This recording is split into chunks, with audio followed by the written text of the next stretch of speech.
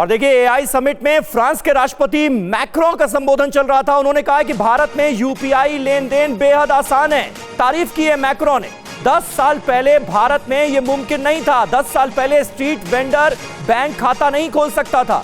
1 अरब लोगों के लिए डिजिटल पहचान को सुनिश्चित करने का काम हुआ है भारत में।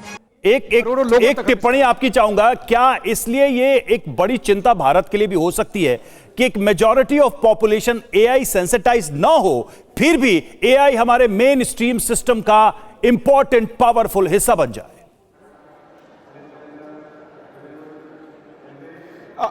बिल्कुल। देखिए, सबसे बड़ी बात तो मुझे स्मरण आता है कि महाभारत में जब सीरियल के शुरू में कहते थे ना कि मैं समय हूं और मैं किसी का इंतजार नहीं करता हूं, तो ये बात केवल समय पर लागू नहीं होता, ये टेक्नोलॉजी पर भी लागू होता है।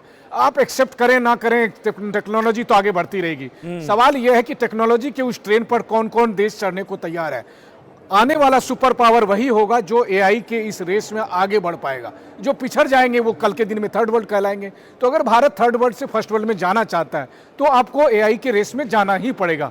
लेकिन हाँ, फिर वही बात है कि मैं आपको एक खाली छोटा सा उदाहरण देना चाहूंगा। याद है पिछला कुछ साल जो है हम क्लाइमेट चेंज की बातें करते थे और सबको यही लगता था बस दुनिया अब खत्म ही होने वाली है। लेकिन फिर अमेरिका में राष्ट्रपति ट्रंप आए, उसने कहा ये सब फालतू नैरेटिव है, और उसके बाद से देखिए क्लाइमेट का सी तक कोई बोलने को तैयार नहीं है। वही फ्रांस, वही जर्मनी, वही यूरोपीय देश, अब कोई क्लाइमेट चेंज की बात अभी नहीं कर रहा है क्योंकि वो प्रायोरिटी में नहीं है। अभी सब एआई कर रहे हैं। अब क्या पता आने वाले दिन में कोई सुपर पावर कहेगा नहीं जी हमें दूसरे तरफ चलना है।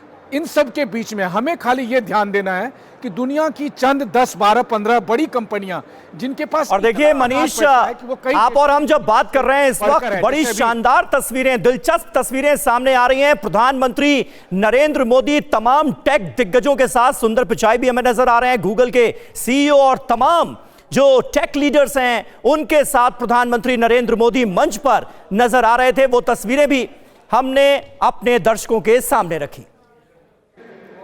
और देखिए एआई समिट में फ्रांस के राष्ट्रपति मैक्रों का संबोधन चल रहा था। उन्होंने कहा कि भारत में यूपीआई लेन देन बेहद आसान है। तारीफ की है मैक्रों ने। 10 साल पहले भारत में यह मुमकिन नहीं था। 10 साल पहले स्ट्रीट वेंडर बैंक खाता नहीं खोल सकता था। 1 अरब लोगों के लिए डिजिटल पहचान को सुनिश्चित करने का काम हुआ है भारत में।